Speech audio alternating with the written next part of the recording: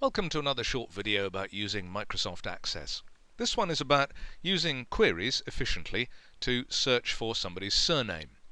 Here's my little test data set of 5 students. It's quite easy to see where Alan Archer is. There he is. But if I had 1,500 students, I'd be able to use the power of the database to get straight to somebody without having to look all the way through some large long list. So I'm going to create a query in Query Design View so that I've got complete control. I need to add the table of students, and that's all I need. Just expand that so that I can see all the fields. I'll want forename, surname, and perhaps teacher and date of birth. Notice that I can add fields to my grid below by double-clicking or by pulling them down and dropping them off. If I change my mind, I can undo, or I could simply delete that column. Just to make this more interesting, I'm going to use a sort order on forename, so when I find people with the same surname, I'll sort them ascending by their forename. Now, a simple way to find everybody beginning with, say, C would be to put a C followed by a star, so that would look for anything that matches C followed by any characters at all. So C on its own, or Charlie, or Cartwright, or anybody else would come up with that. Let's just test that, and there we are, we get Chris Cross. Back in Design View, that's a possible way, but I've got to modify the query every time I want to change the letter. So now I could put in like, and then I can put in a square bracket.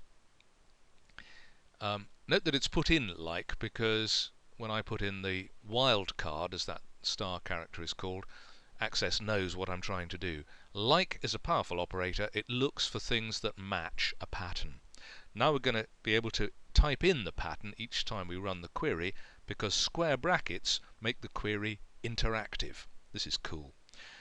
So I can put something in the square brackets which will be the first indication to the user of what it is we've got to do. So enter the first letter.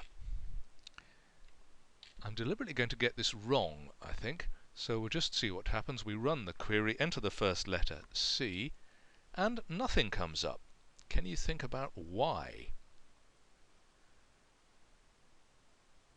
Well, the answer is I needed C and a star.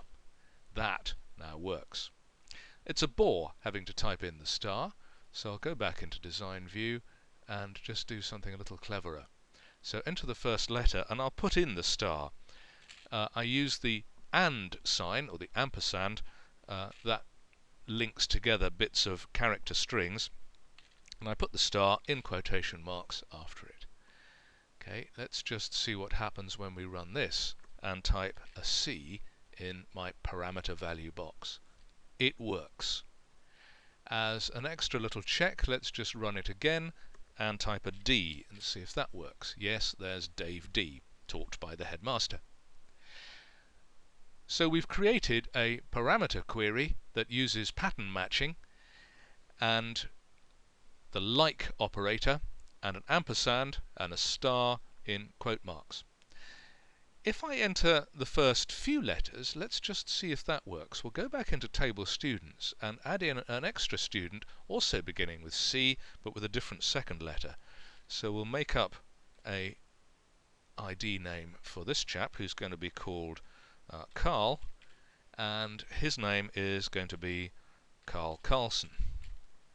We don't need to add any more data for him. So we'll just leave him blank. He hasn't actually done any work yet. He only arrived in the school this morning. Back to my query, and if we select Design View, then we can